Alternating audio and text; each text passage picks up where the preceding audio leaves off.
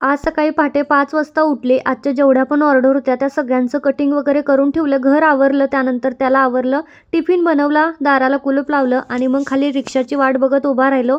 रिक्षा नाही पण बस मिळाली. त्यानंतर त्याला स्कूलमध्ये सोडलं आणि त्याच्यानंतर मला काही रिक्षा मिळाला नाही. त्याच्यामुळे म्हटलं आता टंगळ-मंगळ नको करूया, चालतच जाऊया. चालतच घरी आली. बरेच दिवस झालं लाईट बिल आलं होतं, ते भरायचं बाकी राहिलं होतं. ते नाश्ता करत करत भरून घेतलं. लगेचच वॉशिंग मशीनला कपडे लावले आणि त्यानंतर पुन्हा लागली माझ्या पुढच्या ऑर्डर्स कंप्लीट करण्यासाठी.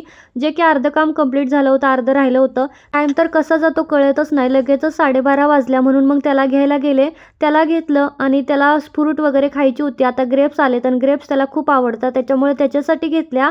घरी आले, बाकीच्या राहिलेल्या सगळ्या ऑर्डर कंप्लीट करून घेतल्या. आता काही राहिलं होतं, काही करायचं होतं. जेवढ्या झाल्या होत्या तेवढ्या पॅक केल्या आणि लगेचच मग पोस्टात जायला निघाली. एकटीने सगळं सांभाळणं थोडंसं जड जातंय, पण कठीण नाही. नक्की प्रयत्न करेन. चलो बाय.